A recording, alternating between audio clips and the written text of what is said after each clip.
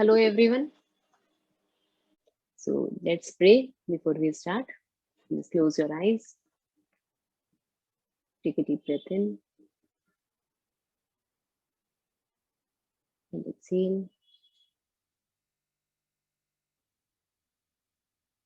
Another deep breath in and exhale.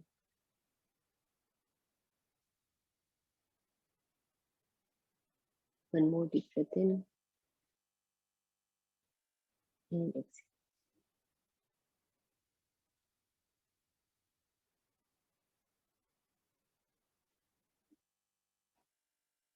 Remembering our parents, remembering our gurus,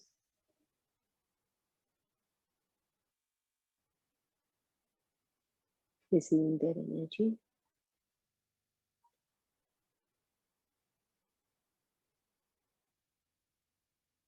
Please start today's class.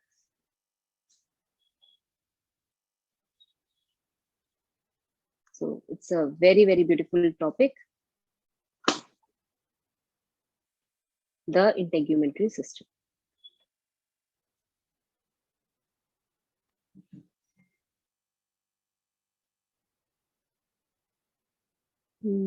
Integumentary system.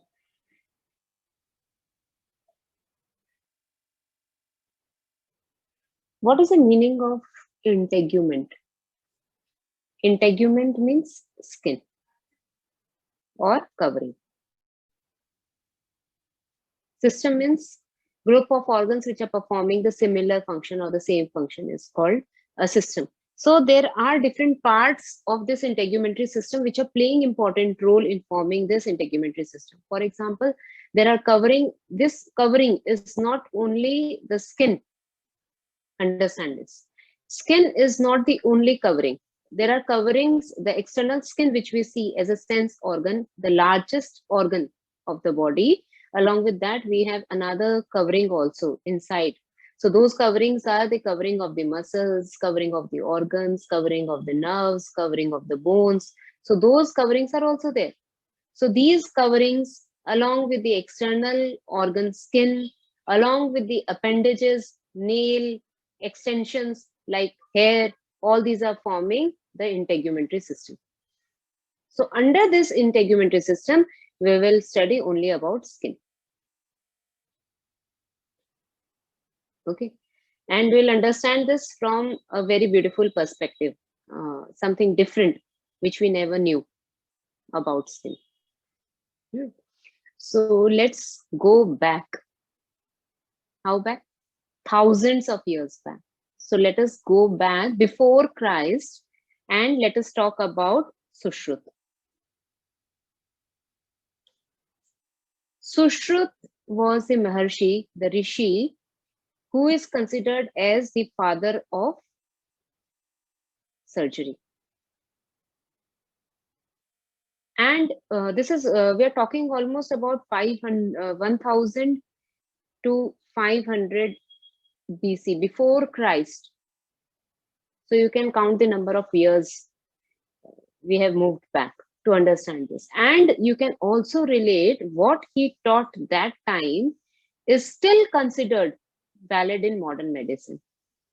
So whatever he taught about different type of surgical procedures, different instruments which he used to use, and different type of plastic surgeries. So these are still valid in modern medicine. And he spoke about skin. So in Sushrut Samhita, we get the description of skin. We get this description of different layers of skin.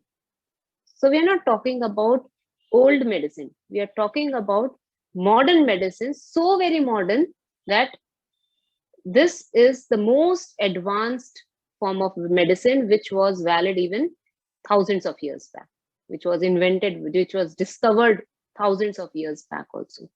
So Mr. Sushrut, Dr. Sushrut, he spoke about different layers of skin. How many layers of skin? He spoke about 7 layers of skin.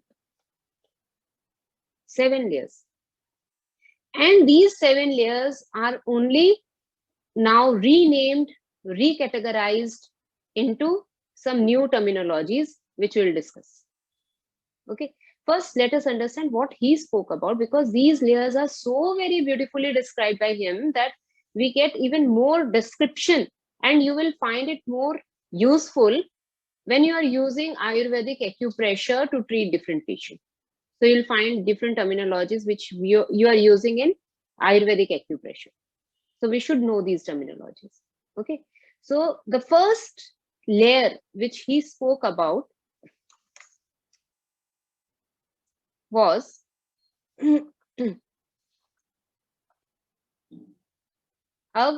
avabhasini. Bhasini. Write down these terms only. Avabhasini, because every word which he wrote in Sushrut Samhita has some meaning, has some significance. So the first layer is avabhasini. So what is the first layer? The topmost layer. This first layer of skin. Skin is, how thick is skin? Skin is almost 0.1 to 4 mm. That is the thickness of the, if you cut a vertical section through the skin, if there's incision on the skin, how deep you may go to cut the skin? Maximum 4 mm. After that, you are reaching the fascia. Fascia means the covering of muscle. After that, if you penetrate, you are reaching the muscle. So if there is, if your incision, if your needle, for example, if your knife, for example, is inserting deeper than 4 mm, you are touching the muscle. Okay. So 0.1 to 4 mm is the depth which we are talking about. So the first layer, highly thin layer, is avabhasini according to Sushrut. What is this layer? This is, first understand the meaning of avabhasini. Avabhasini in Sanskrit means reflection. Avabhasini, reflection. Reflection of what? Reflection of ras dhatu.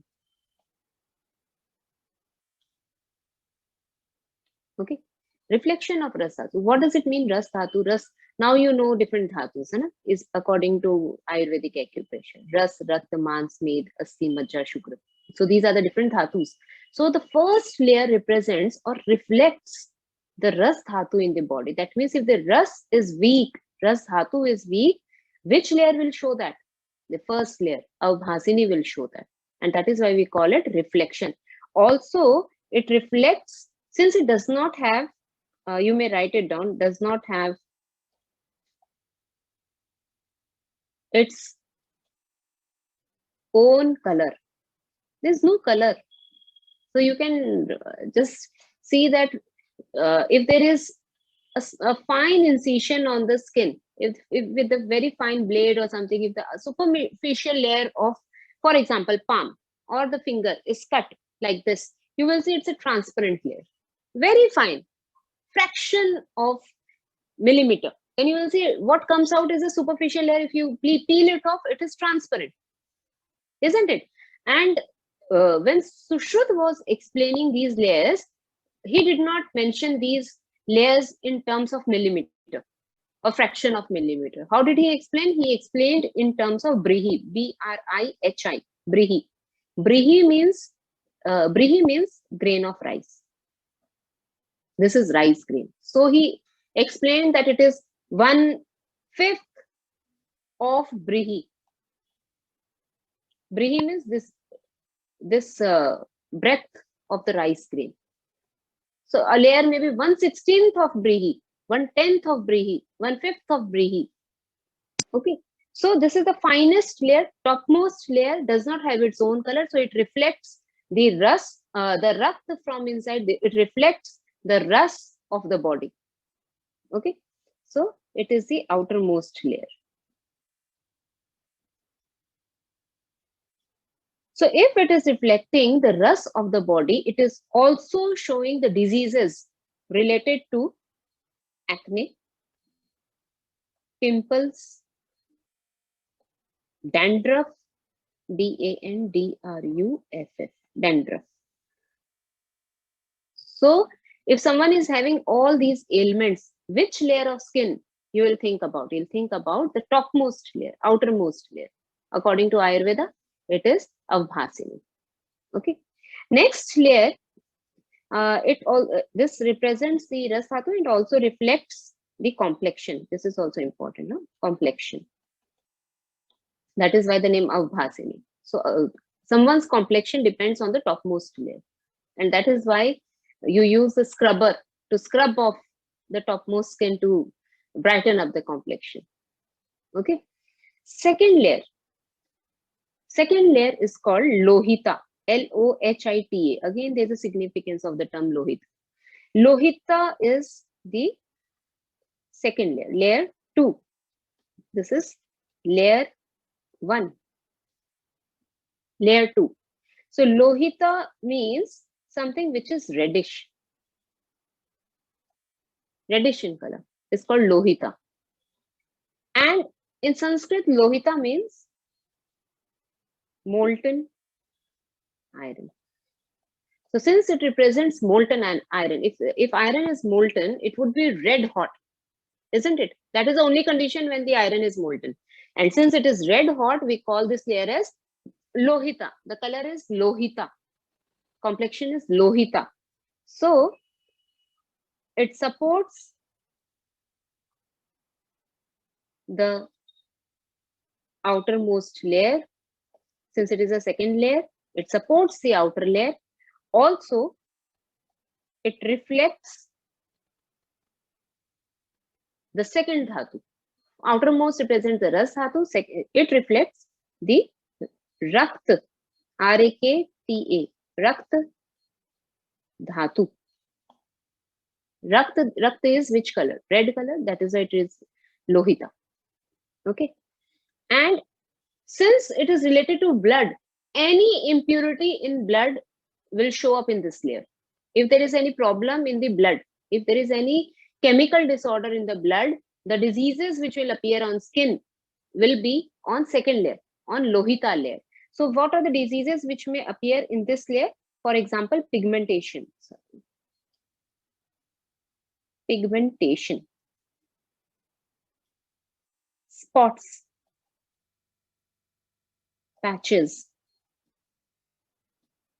All these are because of Lohita layer. So if there is pigmentation, there is some black patch, some black spot, gray spot on any part of the body, which layer you will think about? You'll think about the second layer, Lohita layer.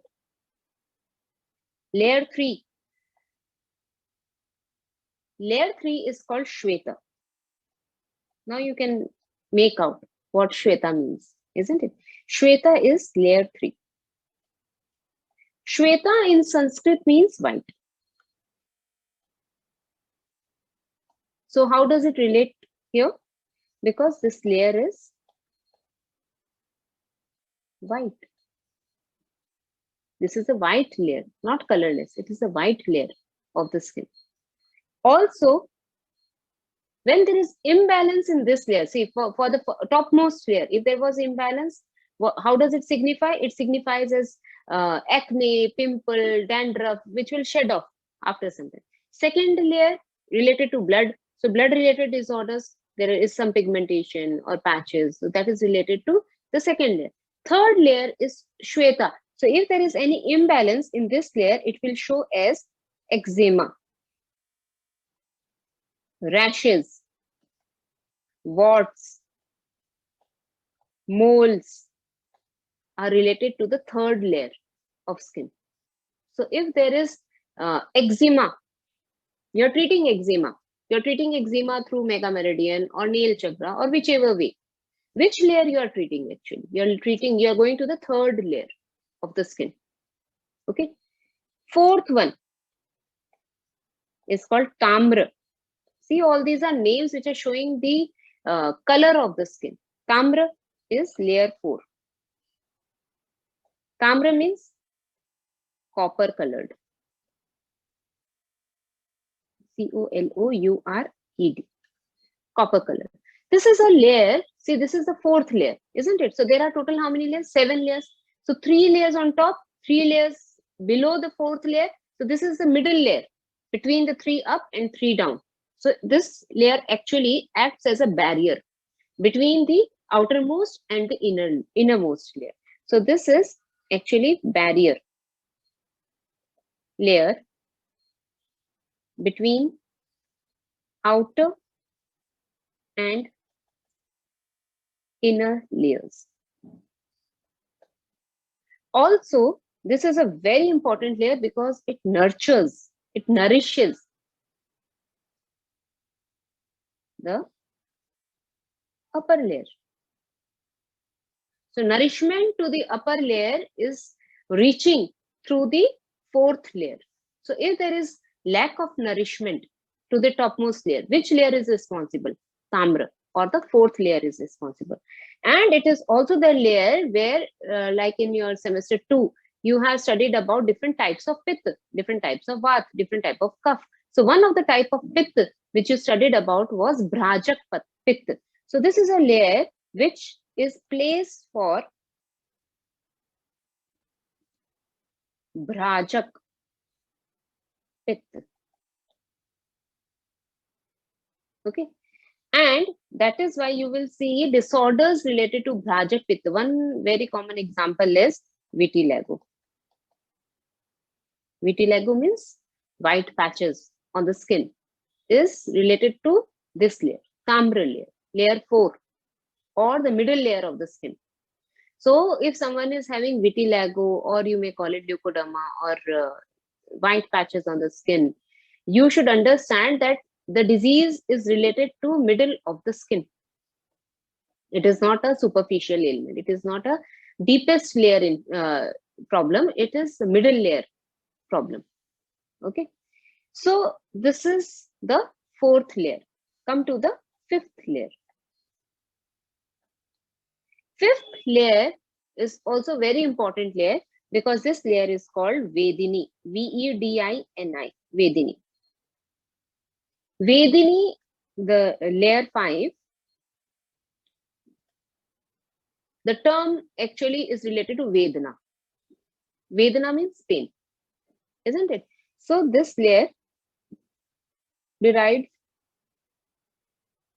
from word Vedana, means pain.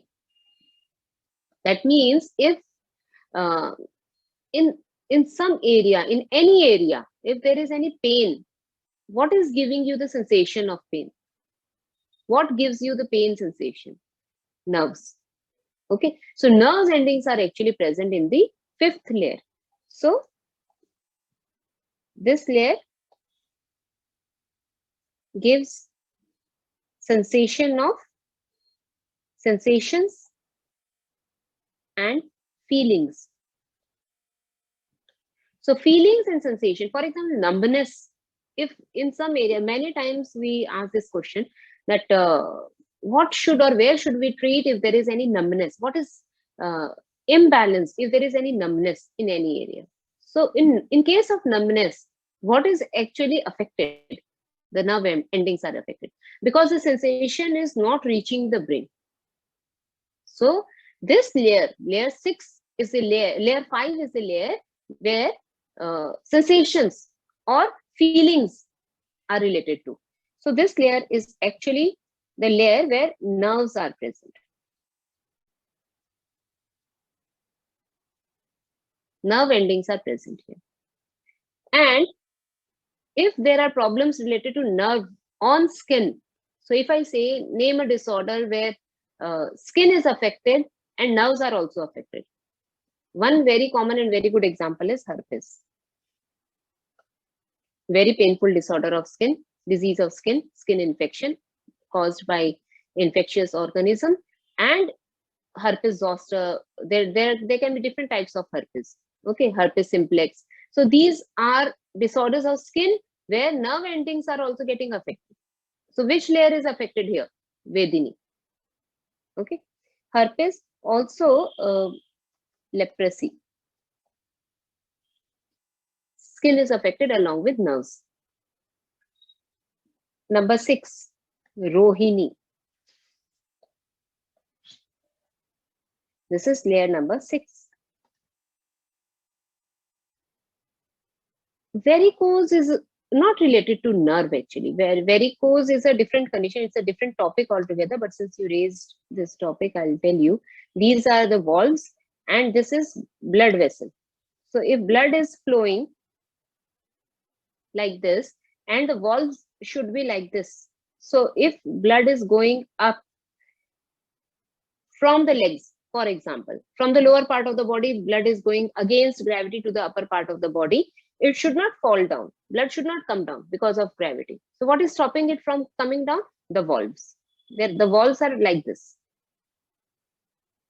upward.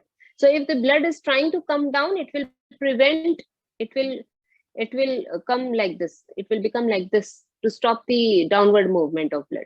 But if there is prolapse of valve, valves are becoming softer, valves are becoming loose, then what will happen? This blood will come down and stay in an area for longer period of time. So that is nothing but varicose veins, because the veins are now getting enlarged because of more blood. Okay, so this is not nerve related disorder. Varicose vein is vein related, or you may say, according to TCM, it is spleen related disorder. Okay, elasticity is lost. So layer 6, that is Rohini. Rohini is actually a term which comes from the Sanskrit word Rohana, Rohana. Rohana. Rohana means proliferation. Proliferation means division. Proliferation means growth. Proliferation means something new which comes up from the previous one. Okay, so this is a layer which is responsible for healing and also for regeneration. So if there is any healing or regeneration which is taking a lot of time on the skin, healing or regeneration is not happening, then which layer is getting affected? Layer 6, because that is Rohana, Rohini. Okay. So in this layer, if there is any type of imbalance, it will show problems like tumor. Because if there is more proliferation, this will lead to tumor. And also, like in layer 5, we get the nerves. Nerve endings are in which layer? Layer number 5. Similarly, in layer number 6, we get the blood vessels. Remember this. Blood vessels, if so, that means if there is cut or incision up to the 5th layer, there won't be any blood. But if the 6th layer is cut, blood will come out. So you can understand the incision is up to the 6th layer, and that is why bleeding is happening. Okay, so blood vessels are present in the 6th layer. So if there is any ailment where skin is affected, along with that, blood vessels are also affected. Which layer you will think about? We'll think about Rohini layer. So one very common disorder related to blood vessel and skin, both is pile. Skin is getting enlarged, filled up with blood, blood vessels are getting filled up with blood, and it is piles, fistula. So these problems are related to the 6th layer of skin. It's not a superficial layer. It's not the 2nd layer, not the 3rd, 4th, or 5th. It is the 6th layer. That means just close to the deepest layer. So this is a problem which is very deep inside on skin. Okay. So this is 6. Number 7, or the innermost layer of skin according to Sushruta, is Mans Dhara Kala. At places, you will get the term as Mans Dhara. In some places, you will get it as Mans Dhara Kala. So what does it signify? This is actually layer 7. Mans Dhara Kala has 2 terms. Mans Dhara. Mans means muscle. Dhara means supports. Dharan. Dhara means dharan. That holds, that supports is dhara. So the layer which supports or dharans, mans, is called mans dharakala because this is the innermost layer close to muscles. Okay. So it supports all other layers of skin and responsible for young and radiant skin. Radiant skin.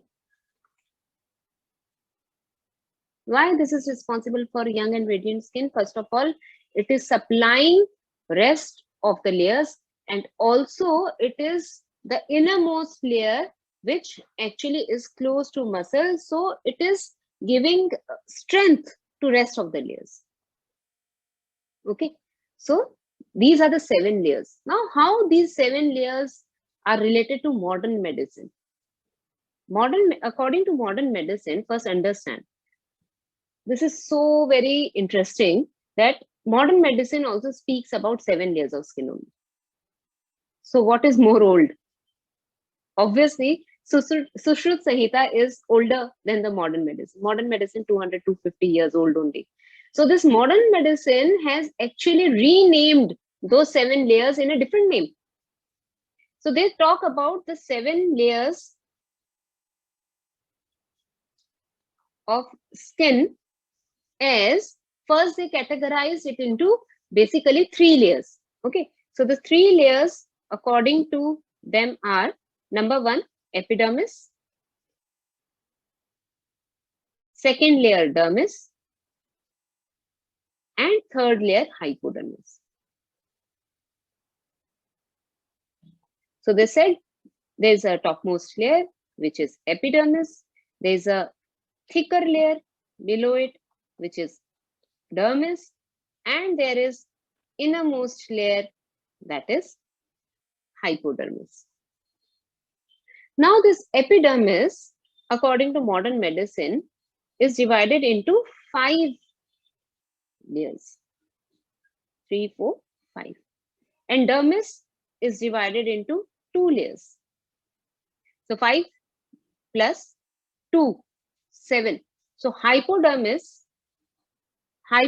is also included here because one of the layer is at times absent in very thin skin. Okay, so total 7 layers are there. Now these 7 layers, first let us understand the epidermis.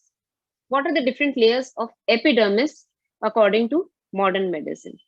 So epidermis is divided first into 2 zones. Understand this. What did we say? First we said that skin is divided into 3 layers. What are the 3 layers? Epidermis, dermis, and hypodermis. Then we are talking only about epidermis. Epidermis has 2 zones. We are not talking about layers. We are talking about zone now. So there are 2 zones. The 2 zones are called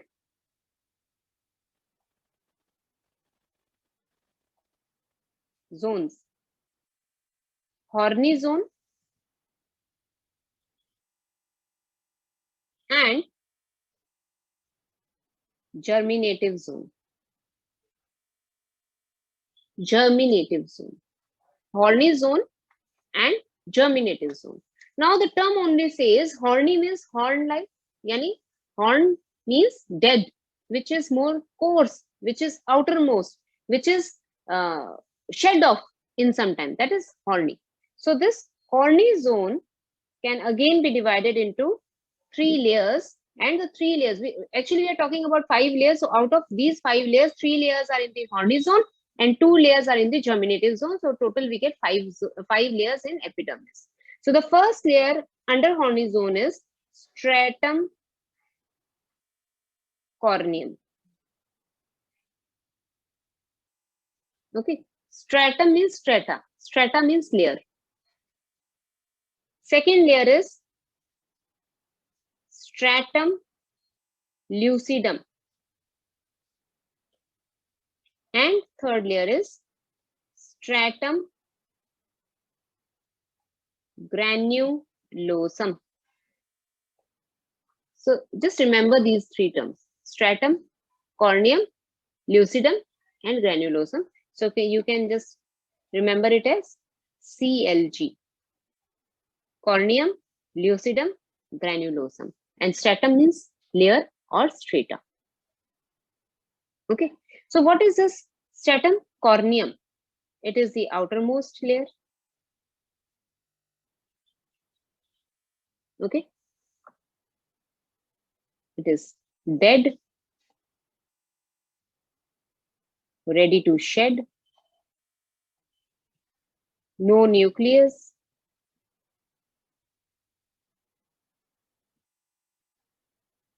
cornified. That means hard, dry, which will shed off in some time. That is stratum corneum. Now the second layer, stratum lucidum. Stratum lucidum, which is present just below the stratum corneum, is, it has traces of nuclei, cytoplasm is achromatic. Achromatic means colorless. Colorless. Okay. Stratum granulosum. What about stratum granulosum? This is a third layer under the horny zone. So this consists of diamond shaped cells, and cytoplasm has keratin. It is almost 2 to 3 cell layered. So these are the three layers of horny zone. Now come to germinative zone. So germinative zone consists of, again, two layers. Two layers are there. What are the two layers? The two layers of germinative zone are stratum spinosum and stratum basale. B-A-S-A-L-E. Basale. Okay. Now stratum spinosum. Stratum spinosum is very important layer. Why this is very important layer? Because it is the thickest layer in the epidermis. So it is 4 to 5 cell layered. And this is a layer where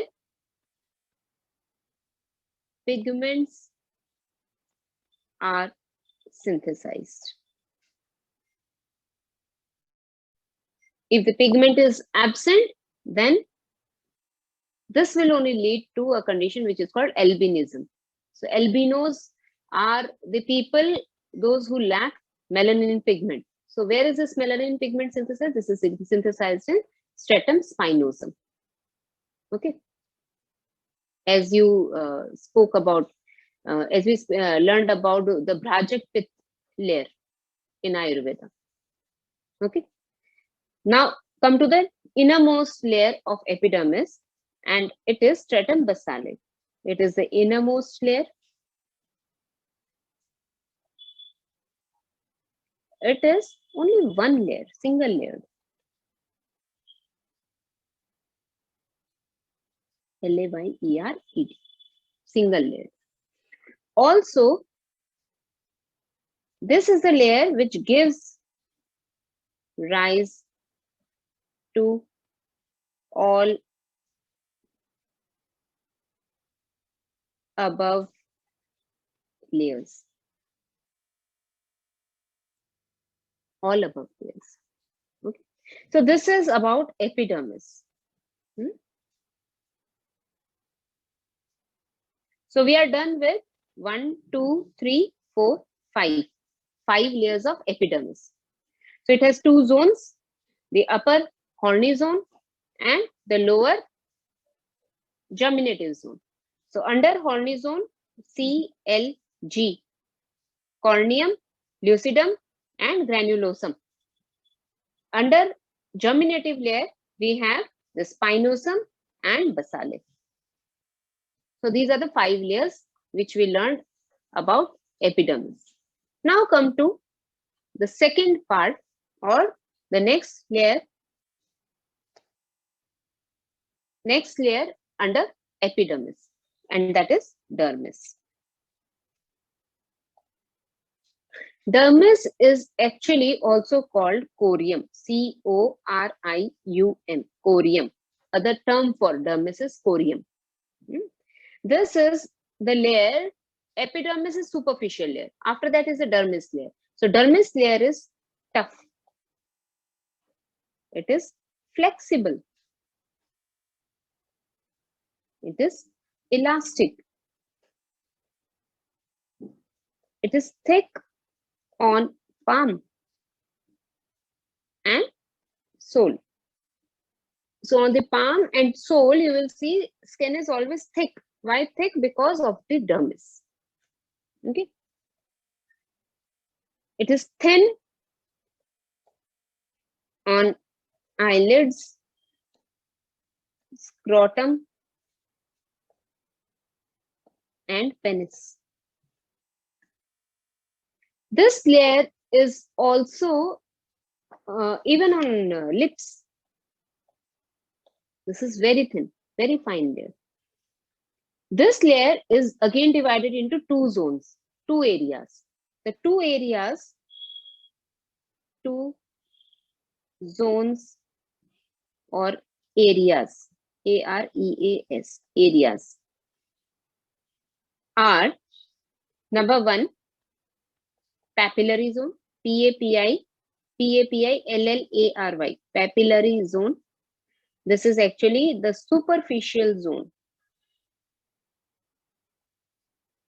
of dermis. And second zone is called the reticular zone or deep zone. Fine. Papillary zone or superficial. Papillary zone, how will it look like? This looks like papilla. And reticular zone is the zone where there are reticulums, thread-like structures all over. So this papillary zone is important because this is a zone which is highly sensitive. Why say highly sensitive? Because there are nerve endings here. Highly sensitive. It has papilla, P-A-P-I-L-L-A-E, papillae. Also, papilla are directly proportional to sensitivity. What does it mean? More sensitive area has more papilla, less sensitive area has less papilla. That is called directly proportional. That means if one of the factor is increasing, other one is also increasing. So if there is more sensitivity in a certain area of the body, we should understand that there are more papilla in that area. So which is very sensitive area? For example, fingertips are very sensitive. We feel the sensation is received through fingertips. For example, we are taking one example. So more papilla are here. And if there is some area which is less sensitive, then that area has lesser papilla. Okay. So more papilla means it would be more. The same surface area will have more number of papilla. Now, what about reticular zone? Reticular zone is the zone. It consists of fibers. Fibers means the bands. So white fiber and yellow fiber. These are the fibers which are present in the reticular zone. Also, there are sweat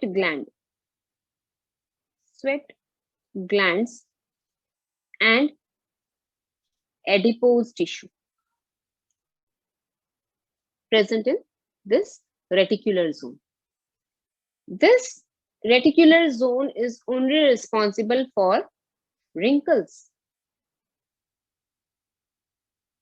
WRINKLES, wrinkles. Why? Because if there is loss of this yellow fiber, atrophy of yellow fiber in old age or because of any other reason, then this leads to wrinkles.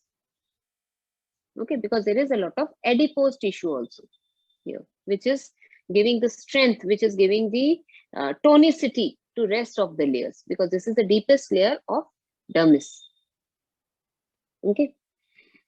Along with this, let us understand. So this was dermis.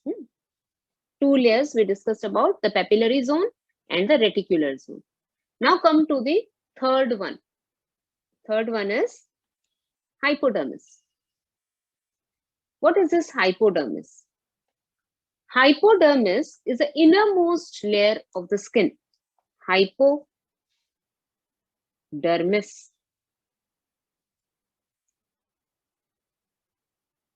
Hypodermis is remembered or understood as, another term is also there for hypodermis, and at times this is also called subcutaneous, Neous, subcutaneous layer. Cutaneous means skin. Cutaneous means skin. So sub means below. So below skin, that is how we call it hypodermis. Hypo means lower, below. Dermis means the layer of skin. So epi means superficial, above. Epidermis, then dermis, and then hypodermis, that means below dermis. So one layer is dermis, another layer is above it, that is why epidermis, and one layer is below it, that is why hypodermis. Now you will remember the names: epidermis, dermis, and hypodermis. Okay. So this layer, which is also called subcutaneous layer, it is a layer of fat and connective tissue below, BELOW, below dermis. Okay. This is a layer which insulates and protects internal organs. ORGANS, organs. It is a layer which stores fat for future use. So wherever the fat is getting accumulated in the body, when we talk about fat in the body, this is the layer which is holding the fat in itself, that is hypodermis. So this is the layer which has the adipose tissue. When we talk about adipose tissue is the tissue which has, it's like a sponge, which has the pores to accumulate and hold fat for future use. Okay. So this is a very important layer because it acts like a thermos flask, which insulates the body for the temperature change also. Okay. Now, these are the 7 layers or the different layers according to modern medicine.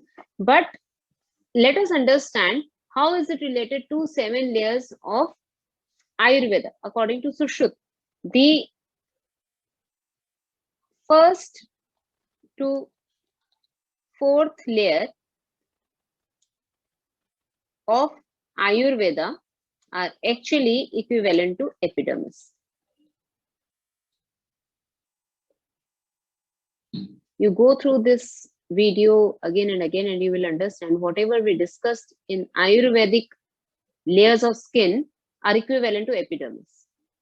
Also, 5th and 6th layer according to Ayurveda, according to Sushruta Samhita, are equivalent to dermis. the seventh layer of skin of Ayurveda is equivalent to hypodermis. So beautifully, all the layers explained by Sushruta in his book are same as the layers which are explained in modern medicine. So it deepens our belief in this science of Ayurveda, Ayurvedic teachings. Now let us come to a very important and beneficial part of functions of skin. This function of skin, all of us know how skin functions. Skin functions as protection, skin functions as covering, skin functions as holding. But let us again understand it from a different perspective when we divide the function according to layer. So first is epidermis. So what is this epidermis doing in the body? Epidermis functions as skin barrier. Epidermis also helps in retaining moisture. Moisture is retained by epidermis. If there is no epidermis, all the moisture would be lost from the body. Body will dehydrate. So how the body is retaining the hydration, retaining the water? Through epidermis. It produces melanin. Melanin.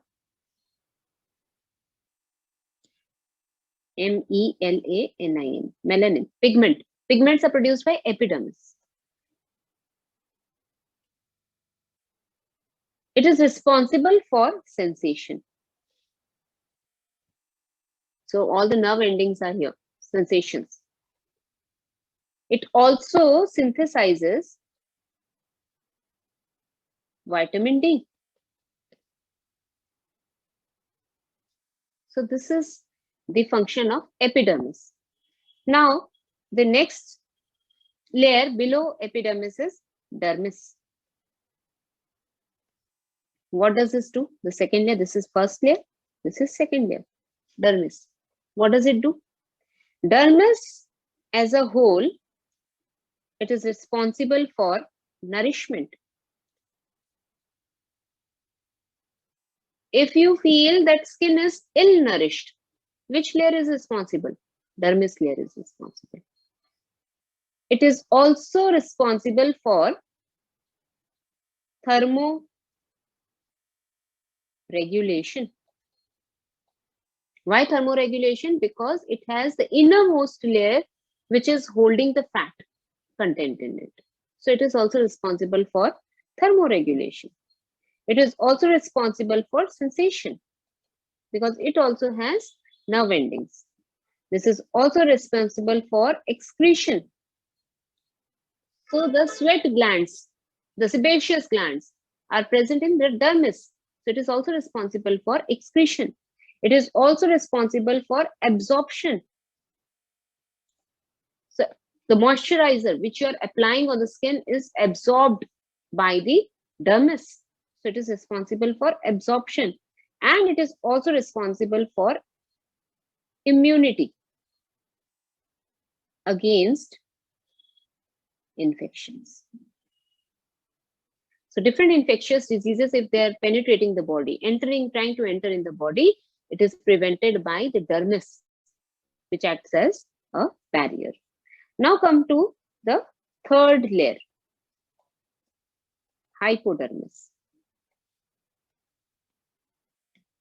How hypodermis helps? Hypodermis is a layer which acts as energy reserve. Why energy reserve? Because this is the layer which has the maximum fat content in it, and it is a layer which is close to muscles. So I'll show you the picture where you will see it is closest to the muscle. So it is helping in reserving the energy in the form of fat. So fat is We always think that fat is bad for the body, isn't it? But it's not bad for the body. It is a very important component of the food: protein, fat, and carbohydrate. If you don't eat enough fat, then it will lead to uh, then there's no energy reserve in the body. Point number one. What is going to protect you from external change in temperature, fluctuation in temperature? The fat. Energy given by fat. Also, it acts as an important barrier between the external environment and internal environment. So this is very important. So that fat layer, or the cushioning layer, should be there. Okay. So second important function is cushioning. So if there is muscle loss from the body, from some organ, from any part of the body, what will happen? There is no cushioning. So if there is any injury to that part, it will directly hit the skeleton. It will directly hit the muscle. So it will injure the body. Okay. So these are the most important functions of skin. So skin is not only performing one function as sense organ, but it has multiple functions. So this is a very important, very vital part of the body. Okay, I'll show you some pictures related to skin, and it will give you clarity. How does it look like? See, this is a very simple yet very beautiful diagram of skin, where you can see epidermis, dermis, and hypodermis. Three layers are there: epidermis, dermis, and hypodermis. Okay, now this epidermis, you can see it has C, L, G, corneum, lucidum, and granulosum. So topmost is corneum, then is lucidum, then is granulosum. So this thickness, up to this thickness, is epidermis. Then is dermis. So this dermis, okay, under epidermis you have the second zone also. This zone is actually the horny zone, and then the germinative zone of epidermis only. So you have spinosum and basale layer. So this whole of it becomes the epidermis. After epidermis, you come to the next lower part, and that is dermis. So this part is dermis. Under dermis, you can see hypodermis. So this is hypodermis. And below hypodermis is muscle. So skin is present above the muscle. So you have the bone. Under the bone, you have the muscle. Above the bone, you have the muscle. And on the muscle, you have the skin. Clear? This is clear to everyone? See the next picture. This next picture is also very nice picture. You can click a picture of this diagram, and you can correlate it with whatever we discussed, different layers. This is a very beautiful picture where you can see the papillary zone. This picture especially I'm showing you to show the papillary zone of dermis. So these are the papilla, the dermal papilla. Also, you can see the blood vessels and the nerve endings. These are the nerve endings. These are the nerve endings. So these red and blue colored structures are the blood vessels, veins, and the arteries. These coiled structures, these are the coiled structures. So these are the sweat glands. Okay, these are the hair. These are the sebaceous glands, which are producing the oil, sebum.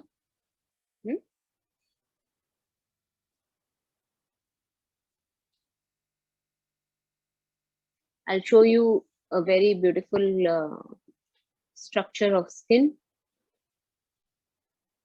Follow this.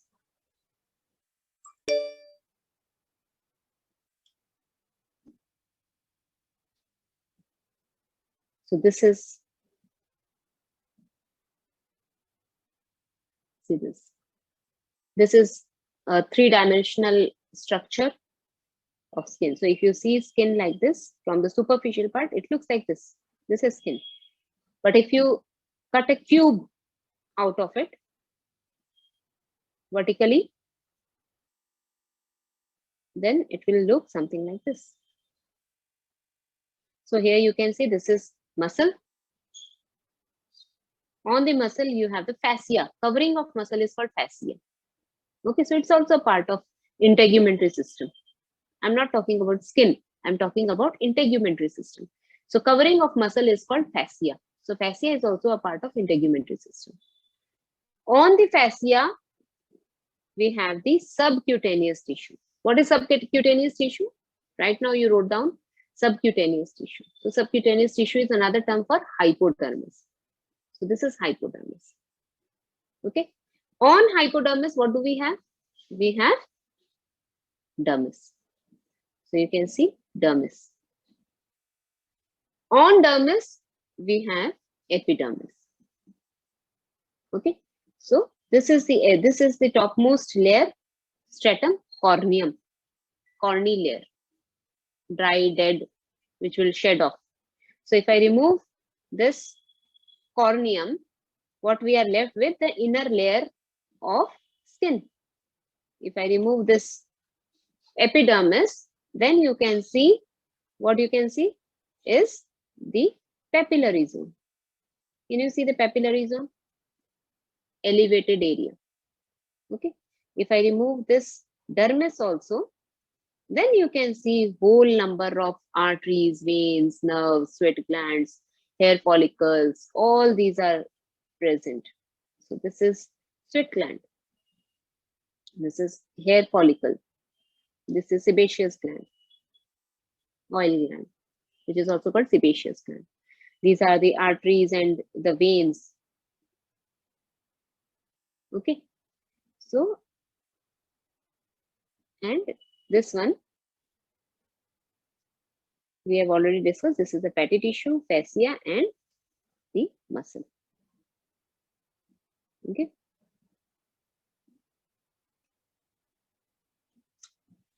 So this is all about skin. I hope you enjoyed understanding skin from a new perspective, from the deep knowledge of Sushrut and modern medicine both. So it gives us a combination of the two, that what we are learning and the way we'll be applying this knowledge of human body, physiology and anatomy to treat the body in concepts of Ayurveda is totally matching, isn't it? So thank you so much, everyone.